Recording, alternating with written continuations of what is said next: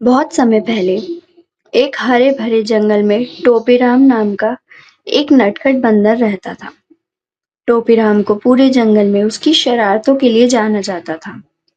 कभी वह हाथी की पीठ पर बैठकर सीटी बजाता, तो कभी हिरन के सींग पर केले लटकाकर भाग जाता।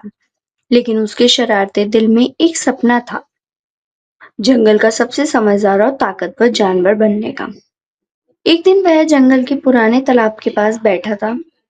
तभी एक बूढ़ा तोता उसके पास आया और बोला, जंगल के उस पार एक जादुई अमरूद का पेड़ है। उसका फल खा लो तो तुम्हें सच्ची समझ और ताकत मिल जाएगी। लेकिन ध्यान रहे, वहां तक पहुंचने के लिए शरारत नहीं, समझदारी लगती है। टोपीराम ने तय किया कि अब वह शरारतें कम और समझदारी ज्यादा दिखानी होगी।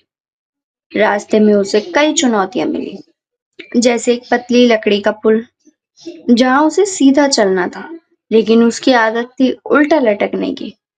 एक पहेली देने वाला उल्लू मिला, जिससे बात करने के लिए उसे शांत दिमाग की जरूरत थी। हर बार टोपीराम खुद को रोकता, सोचता और सही निर्णय लेता। अंततः वो जादुई पेड़ तक पहुंचा।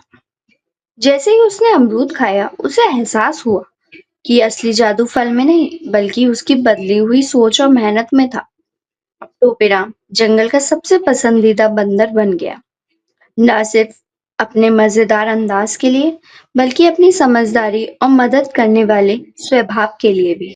वह अब बाकी जानवरों को भी सिखाने लगा कि कैसे मुश्किलों का सामना धैर्य और सोच समझ से किया जाता है। पहले जो जानवर उससे परेशान रहते थे, अब उसकी सलाह लेते हैं। एक दिन जब जंगल में तेज आंधी आई और एक नन्हा खरगोश पेड़ में फंस गया, तो टोपी राम ने बिना डरे अपनी चतुराई से उसे बचाया। उस दिन सब जानवरों ने मिलकर उसे जंगल का बुद्धिमान हीरो घोषित किया। टोपीराम ने सबको बताया, मुझे तो लगता था कि ताकतवर बनने के लिए बस ताकत चाहिए, लेकिन असली ताकत तो तब आती है जब दिल नेक हो और सोच सच्ची। इस कहानी से हमें यह शिक्षा मिलती है, शरारतें जीवन में मिठास लाती हैं, लेकिन सच्ची सफलता और सम्मान तभी मिलता है जब हर समय